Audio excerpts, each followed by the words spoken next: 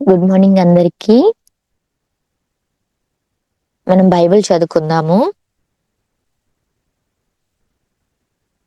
నేను యోహాను సువార్త 8వ అధ్యాయం నుండి చదువుకుందాము. యోహాను సువార్త 8వ అధ్యాయము 1 నుండి. యేసు ఒలివ కొండకు వెళ్ళెను. తెల్లవారగానే యేసు తిరిగి దేవాలయంలోనికి రాగా ప్రజలందరూ ఆయన యొద్దకు వచ్చిరి. కనుక ఆయన కూర్చుండి వారికి బోధించుచుండెను. శాస్త్రులు పరిసయ్యులు వ్యభిచారమందు పట్టబడిన ఒక స్త్రీని తోడుకొని వచ్చి ఆమెను మధ్య నిలువబెట్టి, బోధకుడా, ఈ స్త్రీ వ్యభిచారము చేయుచుండగా పట్టబడెను. అట్టి వారిని రాళ్లు రువ్వి చంపవలెనని ధర్మశాస్త్రంలో మోషే మనకు ఆజ్ఞాపించెను గదా. అయినను నీవేమి చేయుచున్నావని ఆయనను అడిగిరి.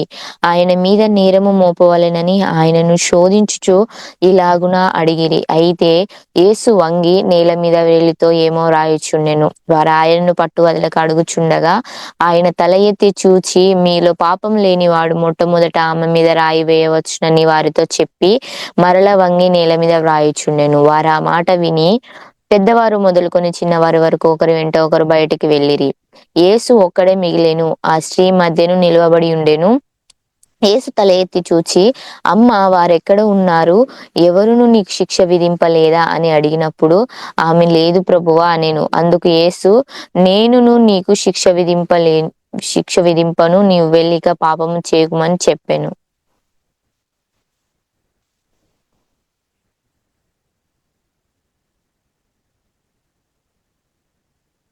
పదకొండవ వచనం వరకు మనం చదువుకున్నాము.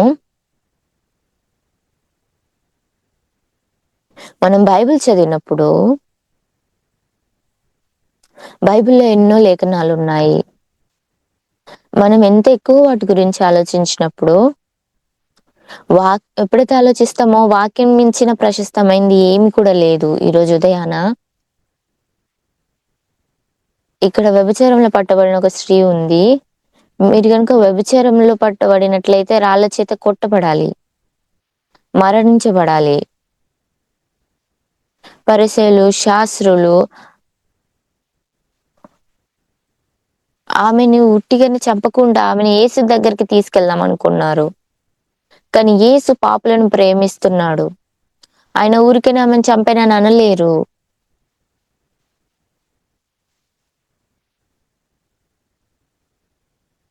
ఆయన తనకి వస్త్రాలుగా అవుతారు. ఆయన ఆమెని కాపాడుతారు. వాళ్ళందరూ కూడా ఆహ్, ఆహ్, స్త్రీని ఆయన వద్దకు తోడుకొచ్చారు. ఈమె వ్యభిచారంలో పట్టబడింది. ధర్మశాస్త్రం సెలవిస్తుంది రాళ్ళతో ఆమెను చంపేయాలని.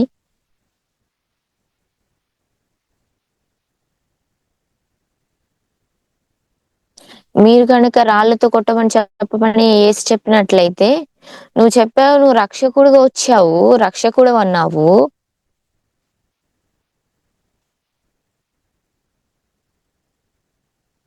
ఒకవేళ చంపకూడదన్నట్లయితే మీరు మోషే యొక్క ధర్మశాస్త్రాన్ని వద్దంటున్నావా అని చెప్పేసి ఈ విధంగా మనము ఆహ్, యేసుక్రీస్తుని అని వాళ్ళు అలా అనుకోనొచ్చారు. కానీ యేసుక్రీస్తు సెలవిచ్చారు, మీలో పాపం లేనివారు మొదటిగా రాయి వేయండని. నేలపైన రాస్తూ అలా సెలవిచ్చారు.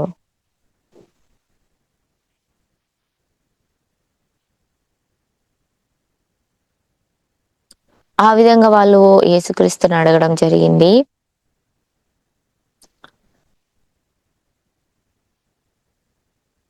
కానీ ఎప్పుడైతే యేసుక్రీస్తు వాళ్ళకి అడిగిన ప్రశ్న విన్నప్పుడు వాళ్ళందరూ గూడా అవాక్కయ్యారు.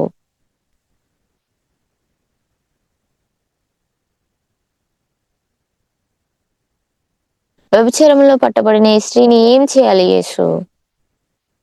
యేసు సెలవిచ్చారు.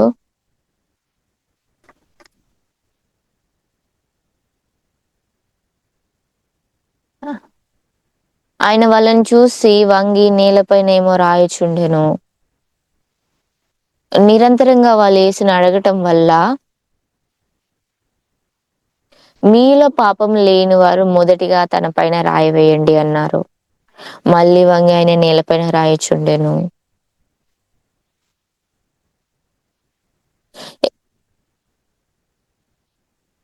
ఎవరైతే యేసుక్రీస్తు వచ్చారో మొదటి నుండి చివరి వరకు అందరూ గూడా అక్కడి నుండి బయటికి వెళ్లారు.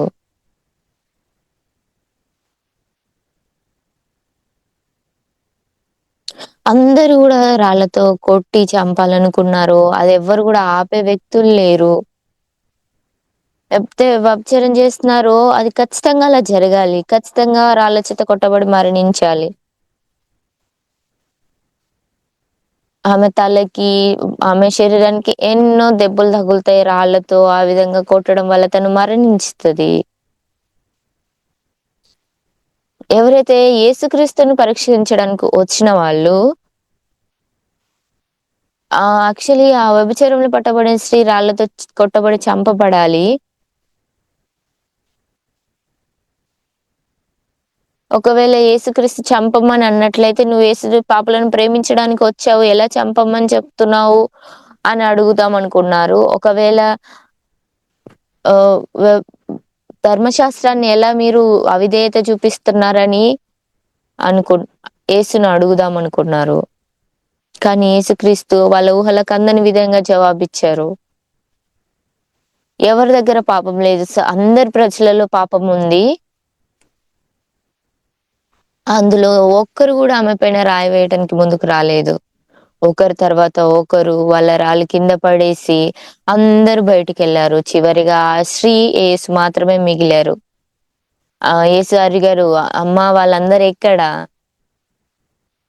దేవా, ప్రభువా ఎవరు కూడా లేరు. అందరూ వెళ్ళిపోయారు." నేను కూడా నీకు శిక్ష విధింపను. నీవు వెళ్లి ఇక పాపము చేయకుము అని ఆమెతో చెప్పాను. ఆ స్త్రీ ఆమె ఇంటికి వెళ్ళుచుండగా, నేను పాపం చేసి ఒక పాపిని, వ్యభిచారం చేసిన వ్యక్తిని, నేను మరణించాల్సిన వ్యక్తిని. కానీ నన్నెవరు రక్షించారు? యేసు రక్షించారు. నాకెంతో కృతజ్ఞతలు. నేనెప్పటికీ ఆయనను మర్చిపోలేను. ఇటువంటి హృదయంతో ఆమె తిరిగి ఇంటికి వెళ్ళడం జరిగింది. ఎప్పుడైతే ఆ ఒక వ్యభిచారంలో పట్టబడిన స్త్రీ ఆమెను మనతో పోల్చుకున్నట్లయితే, మనం కూడా అలానే వ్యభిచారం చేయగలిగే వ్యక్తులము.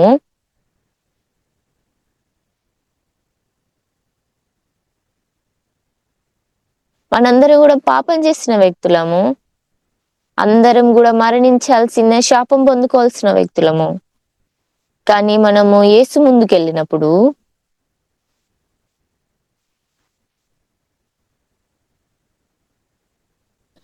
మనల్ని యేసు తప్ప రక్షించే వాళ్ళు ఎవ్వరు కూడా లేరు. మనం యేసు ఎదుటకెళ్ళినప్పుడు, ఇప్పటి వరకు నేను గూడా జీవించిన జీవితంలో అందులో కొన్ని మంచి రోజులున్నాయి, చెడ్డ రోజులున్నాయి. ఎ మధ్య కష్టాల మధ్యలో ఉన్నప్పుడు, ఎటువంటి మార్గం లేనప్పుడు నాకనిపించింది ఎలా వీటి నుండి నేను బయటికి రాగలుగుతానని. కానీ ఇప్పుడు నా కళ్ళకు ఆ యేసు కనిపించకపోయినప్పటికీ నాకు తెలుసు యేసు నాతో ఉన్నాడని. ఒకదాని తర్వాత ఒకటి ప్రతి సమస్యని యేసుక్రీస్తు తొలగించారు. యేసు అంత అద్భుతమైన వ్యక్తి.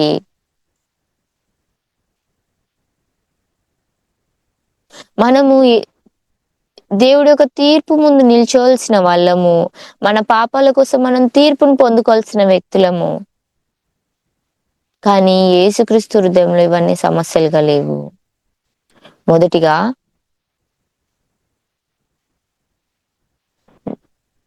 నిజంగా ఆయన నా ప్రార్థనకి జవాబు ఇవ్వగలుగుతాడా? నిజంగానే జరుగుతదా?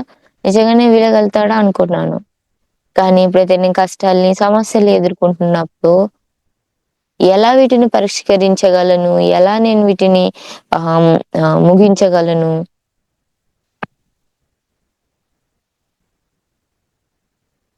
దేవుడు నా సమస్యల్ని పరిష్కరించడం చూసినప్పుడు నాకెంతో కృతజ్ఞతగా అనిపించింది. ఆమేన్. కొన్ని రోజులు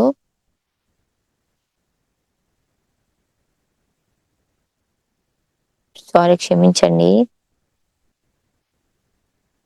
నేను విట్‌నెస్ ట్రిప్‌కి మార్కెట్‌కెళ్ళాను. నడుస్తున్నాను ఆ కొండ వైపు.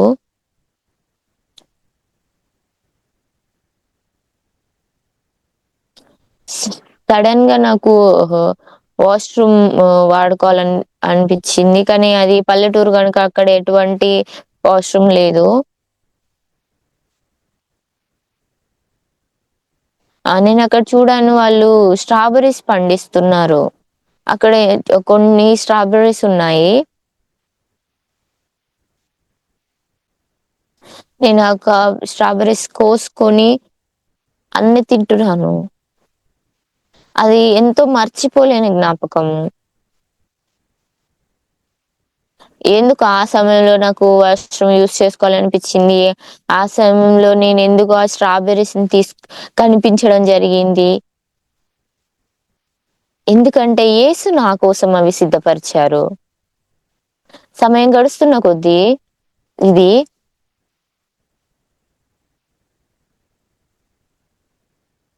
దేవుడు నా కోసం సిద్ధపరిచాడు. దేవుడు నా కోసం ఇది అక్కడ ఉంచారు. యేసు నా అన్ని పాపాలని మోసుకున్నారు. ఇదేమన్నా ఆహ్, ఇది ప్రజలకు చూసినప్పుడు ఎలాంటి తెలివిలేని విషయంలాగా ఉంది. కానీ నాకు మాత్రము యేసుక్రీస్తుతో సమయం గడుపుతున్న కొద్దీ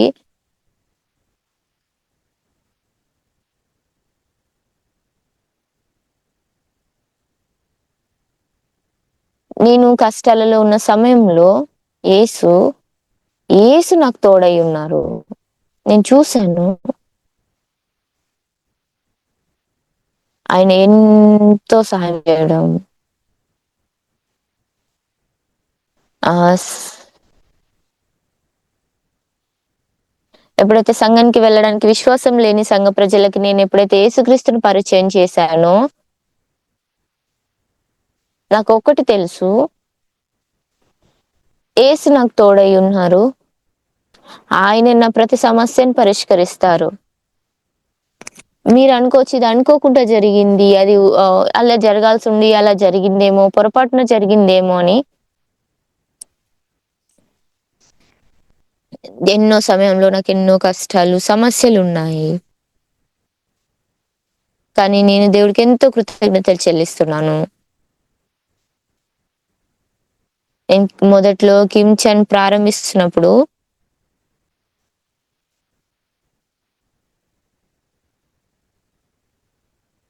ఒకసారి మేము తినలేకపోయాము. మాకెలాంటి ఆహారం లేదు.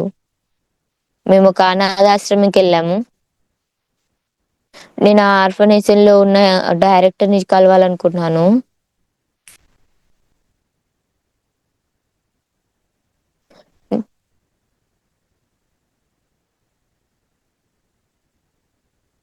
నేను విన్నాను 18 సంవత్సరాలు దాటిన తర్వాత అనాథలందరూ కూడా అనాథాశ్రమాన్ని వదిలేసి ఎళ్ళాలని.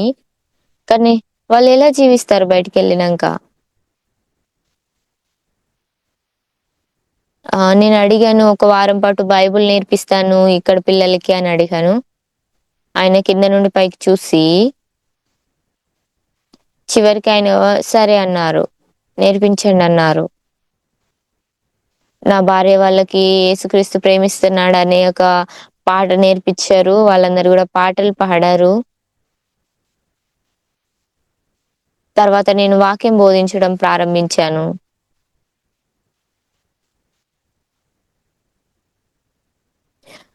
ఎనకాల ఒక డైరెక్టర్ గారు పెన్ను, నోట్ తీసుకొని నేను ప్రీచ్ చేసిందంతా గూడా రాసుకున్నారు. నేనది చూసి చాలా తాకబడింది. నేను చాలా షాకయ్యాను.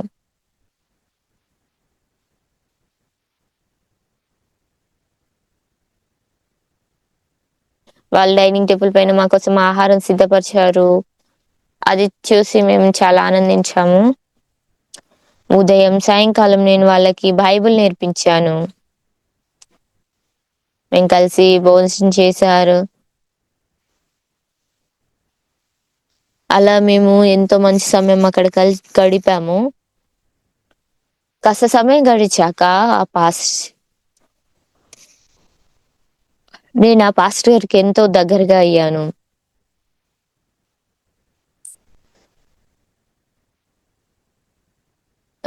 కిమీ మ్యూజిక్ కాన్సర్ట్‌లో కిమ్ చన్ యొక్క డైరెక్టర్ గారొచ్చారు. కిమ్ చన్ హై స్కూల్ చైర్మన్‌ని నేను.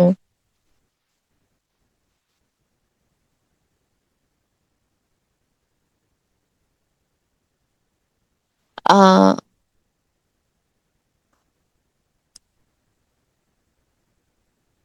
ఆ యొక్క ఆర్ఫనేజన్ యొక్క డైరెక్టర్ వాళ్ళ కొరకు ఈ యొక్క కిమ్ చన్ యొక్క డైరెక్టర్ అని నేను ఆ రోజు తెలుసుకున్నాను. కానీ తర్వాత వాళ్ళని కలవడానికి నాకెలాంటి అవకాశం రాలేదు. ఎందుకంటే ఆ పెద్దాయన చనిపోవడం జరిగింది.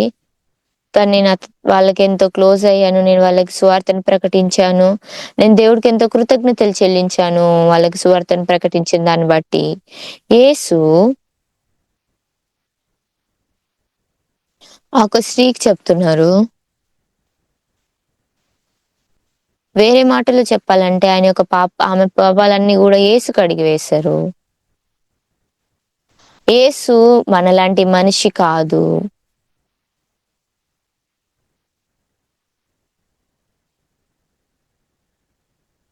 మనకెలాంటి శక్తి లేదు ఇతరుల ప్రజల యొక్క జీవితాన్ని రక్షించడానికి. కానీ యేసు ఇతరుల జీవితాన్ని ఆహ్, రక్షిస్తున్నాడు.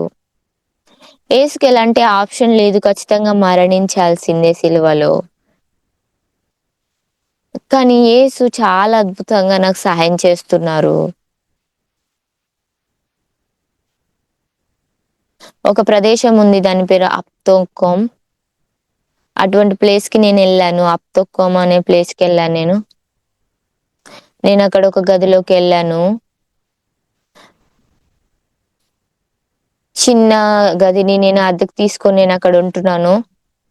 ఉదయాన్నే నేను బైబిల్ చదువుతున్నాను. నా ఒక గది పక్కన ఆ ఒక ఓనర్ మాట్లాడడం నేను విన్నాను. నా ఒక ఫ్రెండ్ గూడా అక్కడికొచ్చారు. మేమిద్దరం మాట్లాడుకుంటున్నాము ఎలా ఉన్నారు ఏంటి అని.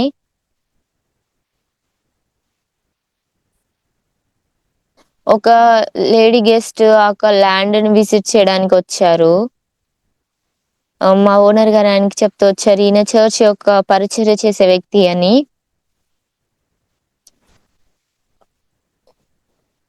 ఓనర్‌తో ఆ స్త్రీ అన్నారు, "ఈయన ఏ ఊరు నుండొచ్చారు?" అని జెప్పేసి. "ఈయన డెగు అనే ప్లేస్ నుండి వచ్చారని" అనే జవాబిచ్చారు. దేవుని నమ్మే ప్రజలు ఆ సమయంలో చిన్న చిన్న పిల్లలు ఇద్దరు, ముగ్గురు మాత్రమే వస్తున్నారు. నాకర్థమైంది ఈ స్త్రీ గూడా ఖచ్చితంగా చర్చ్‌కెళ్ళే స్త్రీ అని జెప్పేసి. నేను బైబిల్ తీసుకున్నాను. నన్ను నేను పరిచయం చేసుకున్నాను. నమస్తే మేడం. మీరు యేసుని నమ్ముతున్నారా? అని అడిగాను. ఆమె చెప్పింది లేదు లేదు అనింది. ఆ రోజు నేను ఆమెకు సువార్తను ప్రకటించాను. ఆమె రక్షణ పొందుకుంది. పాప క్షమాపణ పొందుకుంది.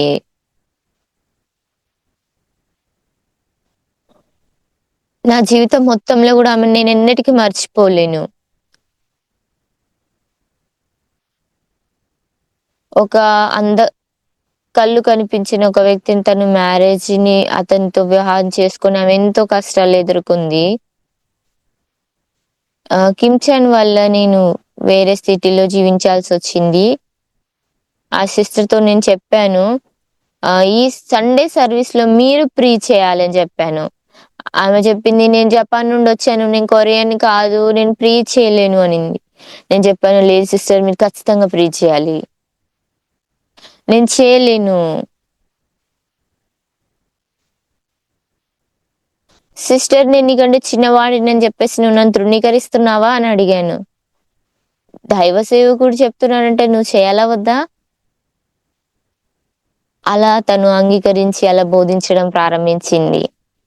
తను ఎలా ప్రీచ్ చేస్తుందనేది నాకు చాలా ఆశ్చర్యంగా అనిపిచ్చింది. ఒకరోజు సాయంకాలం ఎవరికీ చెప్పకుండా నేను వెళ్లి ఆవిడ ఎలా ప్రీచ్ చేస్తుందో అని చూసాను.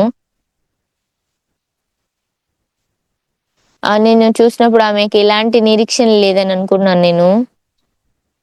కానీ గ్రామంలో ఆమె ద్వారా రక్షింపబడిన వాళ్ళు ఎవ్వరు కూడా లేరు. అహా! ఆ స్త్రీ ద్వారా ఆ గ్రామంలో ఉన్న చాలా మంది ఆ గ్రామం మొత్తం గూడా రక్షింపబడ్డారు.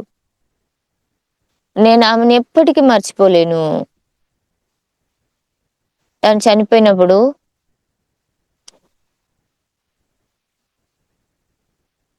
నేను ఆమె కుమారుడిని పిలిపిచ్చాను.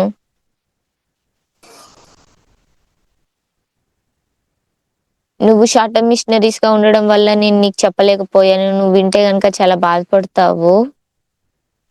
దేవుడు మన జీవితంలో ప్రజలతో మాట్లాడుతున్నప్పుడు, మనతో సంభాషిస్తున్నప్పుడు, ఆయన యొక్క పనుల ద్వారా ఆయన చిత్తాన్ని నెరవేరుస్తారు మన హృదయంలో.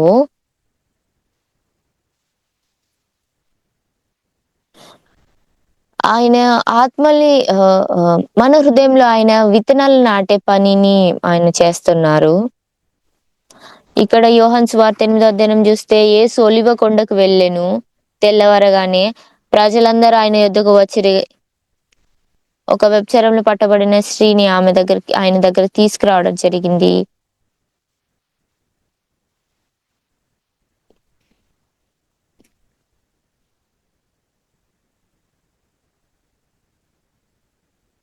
ఎవరైతే ఆమెను లాక్కొనొచ్చారో ఆమెని యేసుక్రీస్తు దగ్గరికెళ్ళి ఆయనని మనం పరీక్షిద్దాం పదా అని జెప్పేసి వెళ్లారు. పరిసయ్యులు, శాస్త్రులు.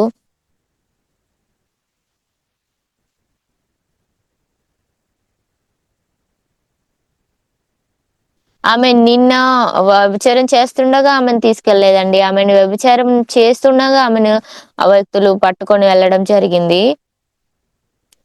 నేను యేసునైనట్లయితే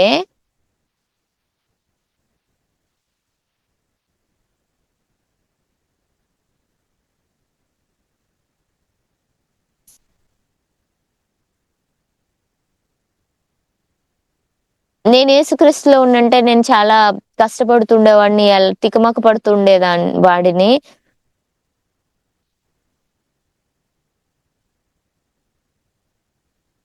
ఇప్పుడు రాళ్ళతో కొట్టకూడదు అంటే మీరు మోషే మాట వినగూడదని చెప్తున్నారా?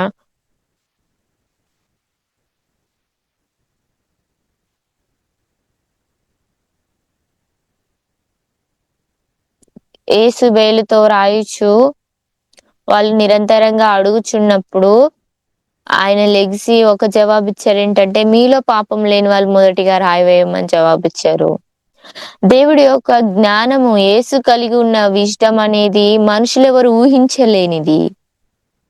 ఎవ్వరు గూడా ఊహించలేదు. వాళ్ళనుకున్నారు రాయి వేయొద్దా? వేయాలా? ఇంతే చెప్తారనుకున్నారు.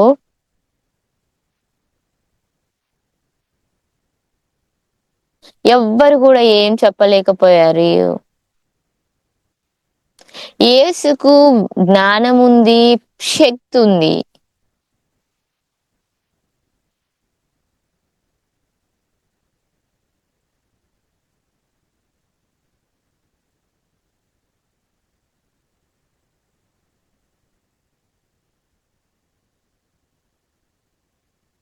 ప్రభువా ఈమె వ్యభిచారంలో పట్టబడింది.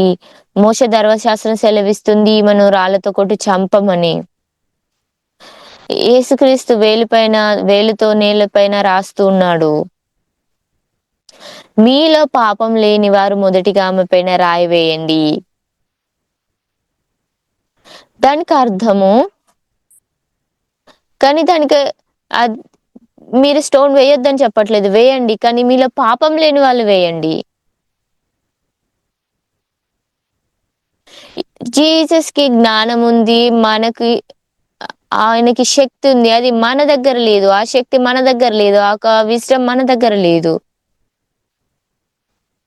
అది యేసుక్రీస్తు.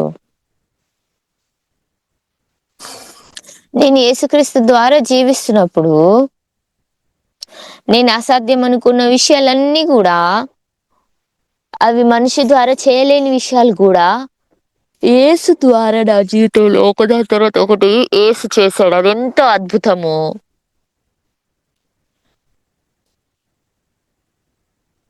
నేను రక్షించాలనుకున్నప్పటికీ ఎలా ఈ యొక్క స్త్రీని రక్షించగలను? ఆమె రాళ్ళతో కొట్టబడినట్లయితే చంపబడుతది. ఇలా నేను ఆలోచించేవాడిని. కానీ యేసేమన్నారంటే, పాపం లేని వాళ్ళు మొదటిగా రాయి వేయమన్నారు. ఎవరి దగ్గర పాపం లేదు. అందరిలో పాపం ఉంది. ఒకరి తర్వాత ఒకరు అందరూ రాళ్ళ కింద పడేసి అందరూ బయటికెళ్లారు. ఉట్టి యేసు మాత్రం మిగిలారు. యేసు ఆమెకు సెలవిస్తున్నారు. ఎవ్ ఎవ్వరు కూడా, నేను కూడా నిన్ను నిందించను. నేను కూడా నిన్ను నిందించను. ఎవ్వరు కూడా మిగలలేదు ఆమెను నిందించడానికి. నేను కూడా నిన్ను నిందించాను. నువ్వెళ్ళి ఇకపై పాపం చేయకు. ఆమె నడిచి మళ్ళీ ఆమె జీవితం జీవించడం ప్రారంభించింది. ఆమె తిరిగి ఇంటికెళ్తున్నప్పుడు, ఆమె తిరిగి ఇంటికి నడుస్తున్నప్పుడు, ఆ మురికి వ్యక్తి అయిన నేను, దుష్టమైన వ్యక్తినైన నేను రాళ్ళ చేత కొట్టబడి చంపబడాల్సిన వ్యక్తిని. కానీ యేసు ఆయన నన్ను రక్షించారు. యేసుక్రీస్తు లేకపోయినట్లయితే ప్రజలందరూ నన్ను రాళ్ళతో కొట్టేవాళ్ళు. రక్తంతో నేను మ తడిసిపోయేదాన్ని, మరణించే వ్యక్తిని. కానీ యేసు నన్ను రక్షించారు. నేను చాలా సంవత్సరాల నుండి యేసుని నమ్ముతున్నాను. మనుషుల ద్వారా అసాధ్యమైనవి, మనిషి యొక్క ఆహ్, పద్ధతుల ద్వారా అసాధ్యమైనవి అన్నీ గూడా యేసు చేత జరిగించబడినయి. ఇవి చాలా సార్లు నా జీవితంలో జరిగినయి. యేసుక్రీస్తు కృప ద్వారా నేను ఎన్నో సమస్యలు, ఎన్నో కష్టాలు నేను ఎదుర్కొన్నాడు. అందుకే నేను యేసుక్రీస్తు కృతజ్ఞతలు చెల్లిస్తూ యేసును సేవించాలనుకుంటున్నాడు. నేను పాస్టర్‌ని గాబట్టి యేసుని నమ్ముతున్నాను. నేను పాస్టర్‌ని గాబట్టి యేసును సేవిస్తున్నాను కాదు. ఈ విధంగా గాదు.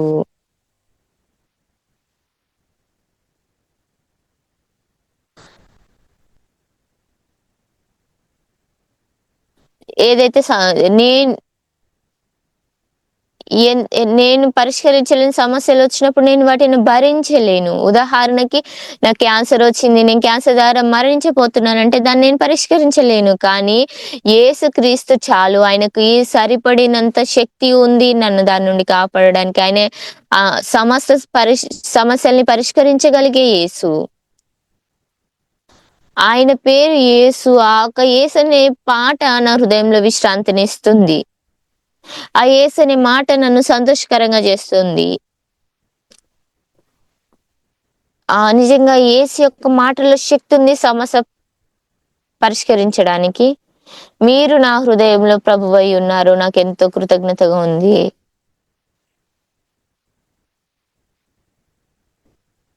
నేను నా ఇయర్స్‌లో ఉన్నప్పుడు నేను రక్షణ పొందుకున్నాను. 19 సంవత్సరాలప్పుడు. నా ఒక ఫ్రెండ్స్‌తో నేను తాగుతూ ఉండేవాడిని. లేకపోతే తోటలకెళ్ళి నేను పండ్లు దొంగిలిస్తూ ఉండేవాడిని.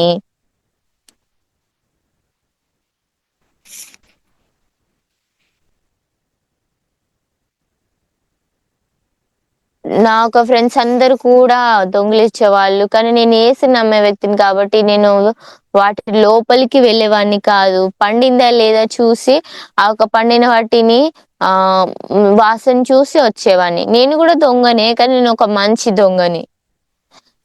నేను దొంగనే కానీ మీలాంటి భయంకరమైన దొంగని కాదు. కానీ భయంకరమైన దొంగకి, మామూలు దొంగకి తేడా ఏంటండి? మంచి దొంగకి, చెడ్డ దొంగకి?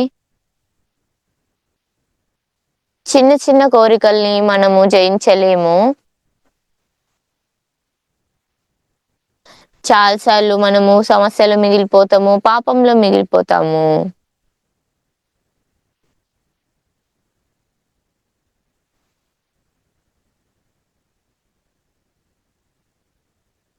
2,000,000 కంటే ఎక్కువ సార్లు దేవుడు ముందు నేను చూసినప్పుడు ఆయన నా యొక్క పాపాల్ని కడిగివేశారు.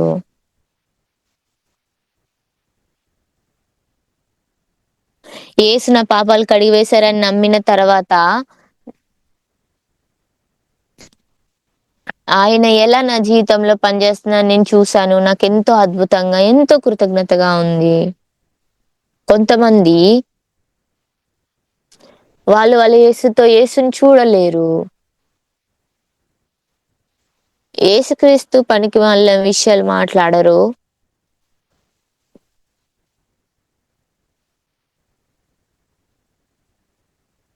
యేసుక్రీస్తు నా హృదయంలో స్థాపింపబడ్డారు. నేను ఎంత పైకి జూషినా, కిందికి జూషినా, ఎటు జూషినా ఎలాంటి మార్గం లేదు. ఏం చేయాలి? నా దగ్గర ఎక్కువ రోజులు కూడా లేవు. నేను ఈ సమస్యని పరిష్కరించకపోతే నేనేం చేయగలను? చాలా సార్లు ఇటువంటి సమస్యల్ని నేను ఎదుర్కొన్నప్పుడు అందరూ గూడా యేసు పైన ఆధారపడి ప్రార్థన చేస్తున్నారు. ఒక్కసారి, 2 సార్లు కాకుండా చాలా సార్లు ఆయన నాకు సహాయం జేశారు. ఎవరేదైనప్పటికీ నాకు యేసు పట్ల నేను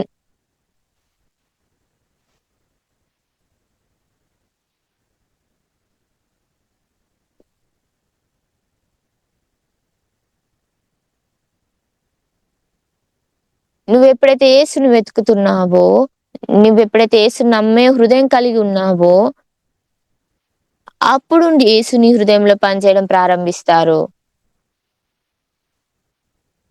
ఇది సాధ్యము. ఎందుకంటే సమస్తము యేసు ద్వారా సాధ్యము. నా జీవితంలో యేసుక్రీస్తు చేసిన పనులన్నీ మీకు కూడా చెప్పినట్లయితే అదెంతో సమయం పడుతుంది. చాలా సంవత్సరాల నుండి నేను యేసుని నమ్ముతున్నాను. యేసు యొక్క ప్రేమ నా హృదయంలో ఎంతో అద్భుతంగా ఉంది.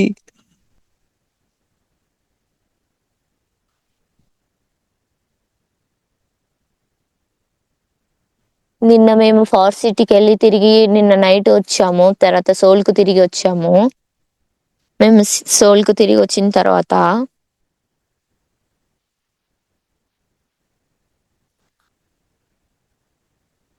కారు ద్వారా మమ్మల్ని తీసుకెళ్ళడానికి ఒక బ్రదరొచ్చారు. ఒక కారులో మేము తిరిగి చర్చ్‌కొచ్చేసాము. నేను వేరే ఎన్నెన్నో రకాల ప్రదేశాలకెళ్ళాను, దేశాలకెళ్ళాను. ఒక కాన్ఫరెన్స్ కోసం ఎళ్ళాను. ఎంతోమందికి నేను పాస్టర్స్‌కి గూడా కౌన్సెలింగ్ ఇచ్చాను. వాళ్ళకి నిజమైన పాప క్షమాపణ గురించి వాళ్ళకి తెలియదు.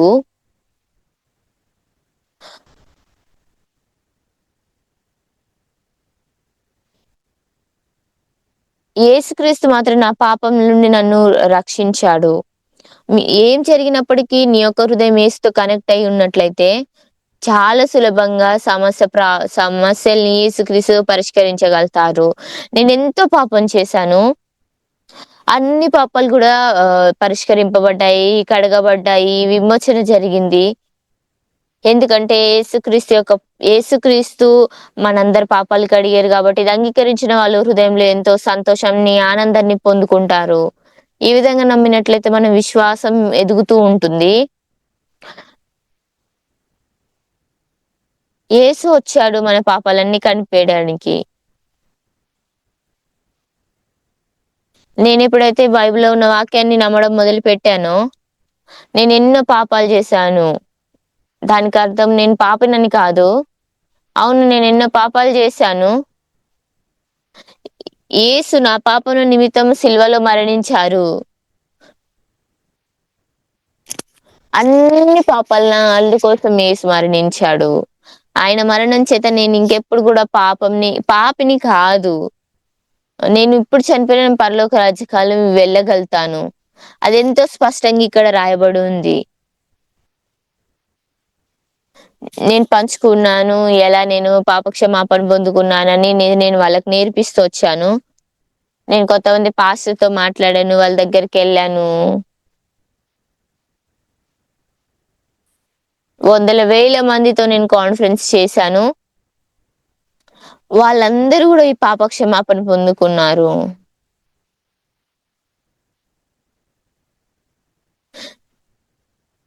వాళ్ళందరూ రక్షణ పొందుకోవడం నేను చూసినప్పుడు నా హృదయంలో ఎంతో కృతజ్ఞతగా అనిపిచ్చింది. ఎవరైతే రక్షింపబడ్డారో మీరు గూడా అలాగే రక్షణ పొందుకున్నారు. అదే సాక్ష్యాన్ని మీరందరికి గూడా పంచుకోవచ్చు. ఎందుకంటే ఆయన యేసుక్రీస్తు యొక్క రక్తాన్ని నమ్ముతున్నారు. రక్షణ పొందుకున్నాక, పొందుకోక ముందు జీవితం పూర్తిగా వేరుగా ఉంటుంది. నువ్వు పూర్తిగా మారిపోతావు. ఆహ్, నేను చనిపోయినప్పుడు మరణానికి సంబంధించిన తీర్పు అనేది ఎక్కడ గూడా ఉండదు. ఇది చాలా స్పష్టమైంది. అవును, మనం ఎన్నో పాపాల్ని చేశాను. కానీ ఆ సమయంలో యేసు నాకు సాయం చేశారు. ఆ కష్టాలలో యేసు నాకు సాయం చేశారు. ఎలా ఈ నేను పరిష్కరించగలుగుతాను? నేను ఇలాంటి పరిస్థితుల్లో ఎళ్తున్నప్పుడు యేసుక్రీస్తు ఒకదాని తర్వాత ఒకటి ఆయన పరిష్కరించారు. నేను అది ఓపెన్ చేసినట్లయితే ఇది చాలా సమయం పడుతుంది. నేను మీకంటే ఇప్పుడు నేనిప్పుడు 80 సంవత్సరాలు కలిగి ఉన్నాను. కానీ ఇప్పుడు గూడా నేను చేయగలుగుతాను. ఇప్పుడు గూడా నేనెంత ఆరోగ్యంగా ఉన్నానో,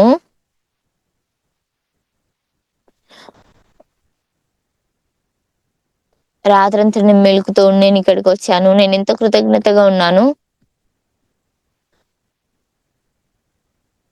నేనొక్కటి మీకు చెప్పాలనుకుంటున్నాను బ్రదర్ సిస్టర్స్‌కి. ఎంతవరకు నువ్వు దేవుడి యొక్క మాటల్ని నమ్మగలుగుతున్నావు? ఇది నేను మిమ్మల్ని అడగాలనుకుంటున్నాను. యేసుక్రీస్తు ఓహ్! హ్మ్. అవును. ఇదెంతో గొప్ప విషయం మీ పాపాలు యేసుక్రీస్తు కడిగివేయడం. అయితే మీరు ఎలా యేసుని సేవించాలనుకుంటున్నారు? ఒక వ్యక్తి ఎవరైతే నీ కోసం రక్తం చిందించారో ఆయన కోసం నువ్వేం చేయాలనుకుంటున్నావు? మీరు ఏదో కానుకలివ్వండి దీని గురించి నేను మాట్లాడట్లేదు. మీ హృదయంలో నా కోసం రక్తం కార్చిన జీసస్ కోసము నేను నిజంగా నిత్య నరకానికి వెళ్ళాల్సిన వ్యక్తిని. కానీ యేసు నన్ను రక్షించారు.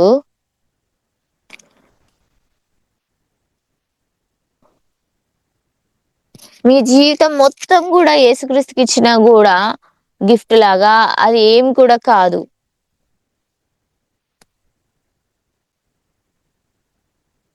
మీరు యేసుతో ఇంకెక్కువగా మాట్లాడినప్పుడు ఏం జరుగుతుందంటే, ఆయన నీకెంతో క్లోజ్ అవుతారు.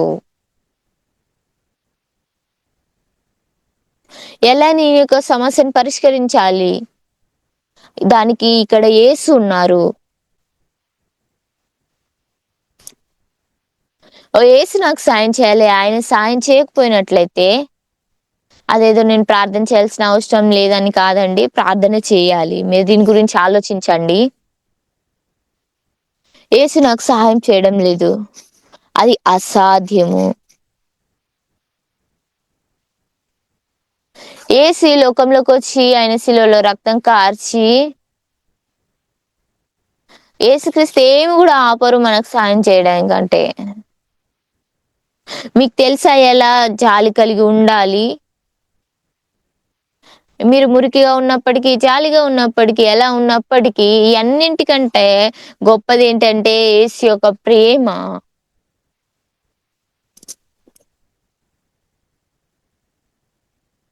ఏదైతే మీరెంత గొప్ప పాపం చేసినప్పటికీ, ఎంత దుష్టమైన పని చేసినప్పటికీ, అది యేసు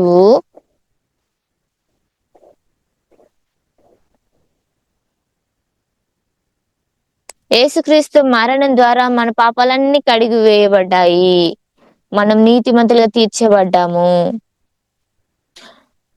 ఆ సమయం నుండి నేను పాపం చేయలేదుగా నేనెందుకు పాపినవుతాను?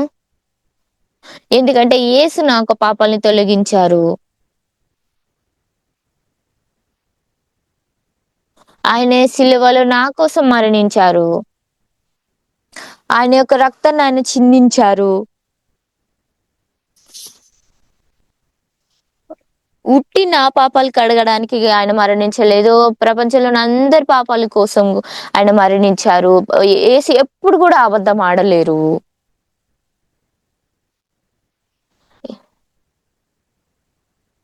ఎవరైతే పాపులమని అనుకుంటున్నారో, నేనెంతో పాపాలు చేశాను, నేను పాపిని, నేను పరలోక రాజ్యం వెళ్ళాలి, దేవా నన్ను క్షమించు.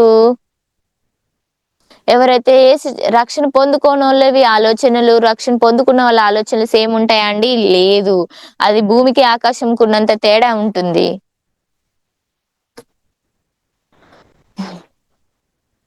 ఎవరైతే నమ్ముతున్నారో వాళ్ళ పాపాలు ఖచ్చితంగా యేసు కడిగి వేడేశాడు. నేను యేసుకిచ్చుకోవాలనుకుంటున్నాను. మీ యొక్క చేతులు మీరివ్వచ్చు, మీ పాదాలివ్వచ్చు, మీ జీవితాన్నివ్వచ్చు, మీ జీవితం మొత్తంని గూడా యేసుకివ్వచ్చు. మీరు యేసు నిమిత్తం జీవించొచ్చు. అందుకనే నేను పాస్టర్ అనే పనిని నేను ఎన్నుకున్నాను. నేను ఎన్నో సంవత్సరాల నుండి ఈ విధంగా ఉన్నాను. నేను చెప్పట్లేదు ప్రతిసారి నేను మంచి జేస్తున్నానని. నాకు కూడా ఎన్నో కొదువలున్నాయి. నాకెన్నో సమస్యలున్నాయి. కానీ నన్ను అంగీకరించడం యేసుకెంతో ఆనందం. అందుకనే నేను ఆయన పని చేయడము కంటిన్యూ చేస్తున్నాను. చాలా సంవత్సరాలు గడిచిపోయాయి.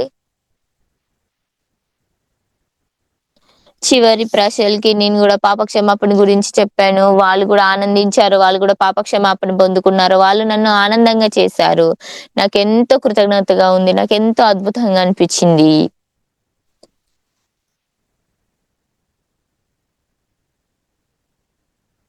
మీరు యేసుని స్పర్శించినప్పటికీ, యేసుని మీరు చూడలేనప్పటికీ, యేసుని మీరు కలవలేనప్పటికీ, కానీ మీరు ఒక్కటి గ్రహించాలి. యేసు మనకు తోడయ్యున్నారు.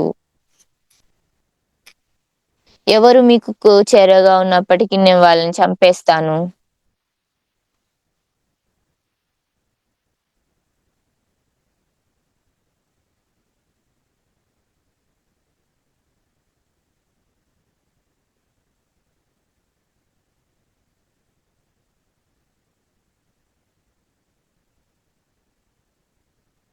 దేవుడి యొక్క కృప ద్వారా నేనెన్నో విషయాల్ని పొందుకున్నాను. ఆయన నా జీవితం మొత్తం గూడా ఎంతో సాయం జేశారు. ఎంతో గొప్ప ఆనందాన్ని, శాంతిని నాకిచ్చారు. చాలా కాలం క్రితము నా ఫ్రెండ్స్ మేము తోటలో యాపిల్స్ దొంగతనం చేసేవాళ్ళం. ఎన్నో చెడ పనులు చేశాము. ఏదేమైనప్పటికీ యేసు సిలువలో కాచిన రక్తం ద్వారా మమ్మల్ని క్షమించేశారు. దాన్ని బట్టి నేనెంతో కృతజ్ఞతగా ఉన్నాను. అదేదో ప్రతిరోజు యేసుక్రీస్తు మీరెప్పుడైతే ప్రతిరోజు ఎళ్తున్న సమస్యల్ని బట్టి నేను యేసుని అడుగుతూ వచ్చాను. దేవా నువ్వు నన్నెందుకు ప్రేమిస్తున్నావు? ఎంతో మందున్నారు ఈ లోకంలో. కానీ ఎందుకు నన్నే మీరెన్నుకున్నారు? నన్ను మాత్రం మీరెన్నుకున్నారు మీ దైవ సేవకుగా ఉండడానికి. నాకెంతో కృతజ్ఞతగా ఉంది.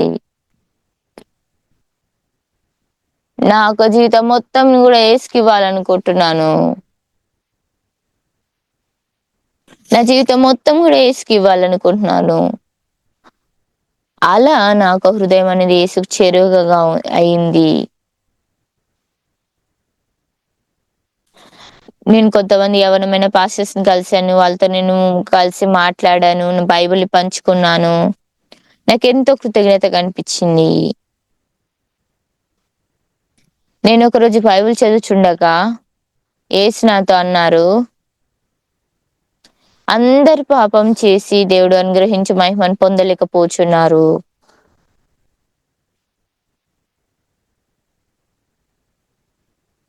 ఆయన కృప చేత ఉచితముగా మనము నీతిమంతులుగా పడ్డాము.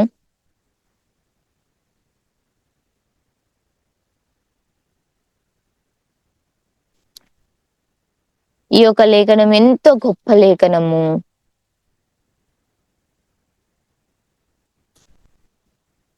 దేవా నేను ఎన్ని పాపాలు చేశాను.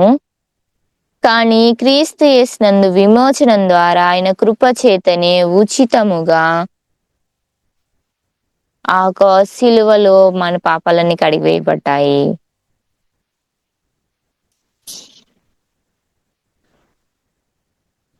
పాపం లేకుండా నేను కడిగివేయబడడమే దాన్ని పాపం లేకపోవడం యేసు మనల్ని కడిగివేయబడడమే ఆహ్, నీతిమంతులను తీర్చడం అంటారు. ఉచితంగా ఆయన కృప ద్వారా మనము కడిగివేయబడ్డాము. యేసు నాతో అన్నారు, అవును నేనెంతో పాపాన్ని చేస్తున్నాను. కానీ ఆ పాపాలన్నీ కడిగివేయబడ్డాయి. నేను దుష్టుడిని. కానీ నేను దుష్టుడిని. అన్నీ గతించిపోయాయి. మీ యొక్క దుష్టమైన వాటికి, మురికి వాటన్నింటికి గూడా యేసు చెల్లించాడు. నేనెన్నో సమస్యల్ని ఎదుర్కొన్నాను. ఎన్నో మురికి పనుల్ని, దుష్టమైన పనుల్ని నేను చేశాను. కానీ అతి ప్రశస్తమైన యేసయ్య రక్తము అవన్నింటిని కడిగివేసింది. అది నాకు తెలుసు. బైబిల్ చాలా స్పష్టంగా చెప్తుంది. అందరూ పాపం చేసి దేవుడు అనుగ్రహించి మహిమను పొందలేకపోతున్నారు.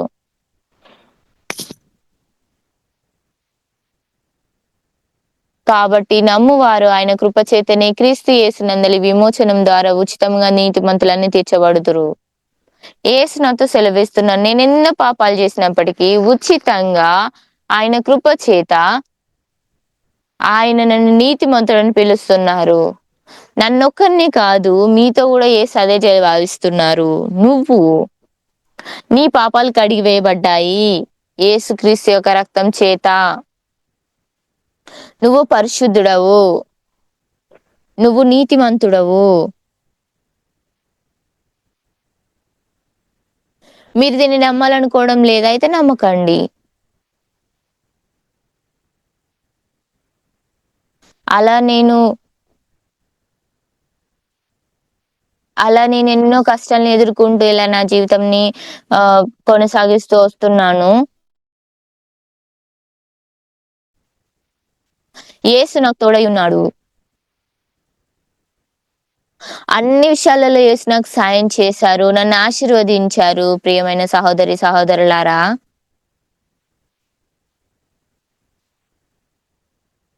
ఉట్టి జ్ఞానం ప్రకారం బైబిల్‌లో ఉన్న వాక్యాలను తెలుసుకోవడం కాదు. మనం కలిసి ఆ ఒక విశ్వాసాన్ని నేర్చుకుందాము. ఉట్టి యేసు గనుక చేయగలిగే పనులన్నీ మనుషుల వల్ల అవ్వగలిగినట్లే అవి ఉట్టి మనిషి పనులవుతాయి. కానీ యేసు చేసే పనులు అవి మన ఊహలకి అందనివి. మనకు అసాధ్యమైనవి. మీరు ఈ విధంగా ఎప్పుడైతే యేసు రక్తాన్ని నమ్ముతారో, నువ్వెక్కడున్నప్పటికీ దేవుడు నీకు తోడై ఉన్నాడు. ఆయన నిన్ను కాపాడుతాడు. ఆయనే నిన్ను నడిపిస్తాడు. ఈరోజు ఉదయం గంగం చర్చి ప్రజలతో నేను ఒక విషయం పంచుకోవాలనుకుంటున్నాను. యేసుక్రీస్తు సిలువలో మరణించారు. బైబిల్ సెలవిస్తుంది. అన్ని పాపాలు గూడా కడిగివేయబడ్డాయి. మనం నీతిమంతులుగా అయ్యామని. ఆయన ఎన్నటికి మన పాపాలు జ్ఞాపకం పెట్టుకోవడం లేదు. కాబట్టి మీరందరూ గూడా మీ పాపాలు జ్ఞాపకం పెట్టుకోకండి. ఎందుకంటే యేసుక్రీస్తు నా పాపాలన్నీ గూడా కడిగివేశారు. తొలగించేశారు. మీ యొక్క హృదయం యేసు యొక్క హృదయము అప్పుడు ఏకమవుతుంది.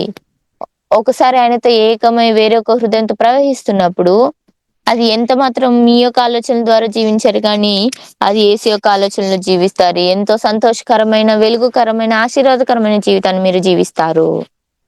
నా చిన్న యవ్వన కాలంలో నేనెంతో పాపాలు చేశాను. అందరూ పాపం చేసి దేవుడు అనుగ్రహించి మహిమను పొందలేకపోవచ్చున్నారు. కాబట్టి నమ్మువారు ఆయన కృప చేతనే యేసుక్రీస్తునందులు విమోచనం ద్వారా ఉచితముగా నీతిమంతులను తీర్చబడుచున్నారు. అవును. నేను ఉచితంగా దేవుడి కృప ద్వారా నీతిమంతులుగా తీర్చబడ్డాను. కానీ ఆయన అబద్ధం ఆడడం లేదు. యేసు ఎన్నటికి అబద్ధం ఆడలేరు.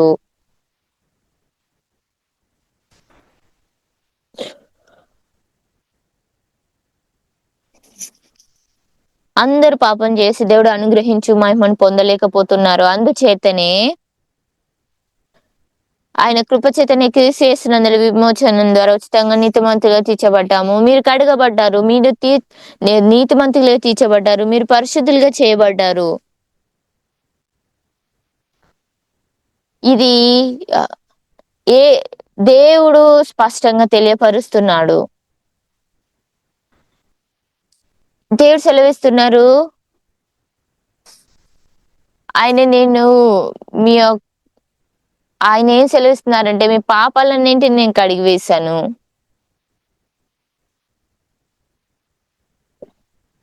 మీరు నా మాటలు నమ్మకపోయినప్పటికీ దయచేసి దేవుడి యొక్క మాటలు నమ్మండి. ఈ యొక్క యేసు యొక్క మాటలు సెలవిస్తున్నాయి మీ పాపాలన్నింటిని గూడా క్షమించేశారని. చాలా మంది ప్రజలు చర్చికెళ్తుంటారు. వాళ్ళు పొరపాట్లు చేసినప్పుడు వాళ్ళు ఇంకా పాపలనుకోని వాళ్ళెంతో బాధపడుతుంటారు. కానీ వాళ్ళెప్పుడైతే ఎంతో అద్భుతమైన ఈ యొక్క పాపాలు క్షమించారనే విషయం తెలుసుకుంటారో, జాయిన్ అవుతారో, వాళ్ళ జీవితంలో అప్పటి నుండి దేవుడు పని జేస్తాడు.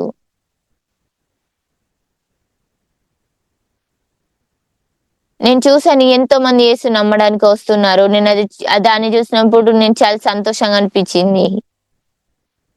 పాపం లేకుండా మీకి గనక ఈ యొక్క లేఖనాలు అర్థం అవ్వకపోతే మీరు సంఘానికి రండి. నేను మరొకసారి మీకు వివరిస్తాను. అ ఆయన పాపాలు క్షమించేసాక ఆయన రక్తాన్ని కార్చారు. మీరు ఈ యొక్క సత్యాన్ని మీ యొక్క శత్రువులకి, మీ పొరుగు వారికి, మీ బంధువులకి, మీ మిత్రులకి తెలియపరచాలి. దేవుడి యొక్క కృపా కనికరాలను బట్టి కృతజ్ఞతలు చెల్లిస్తున్నాను.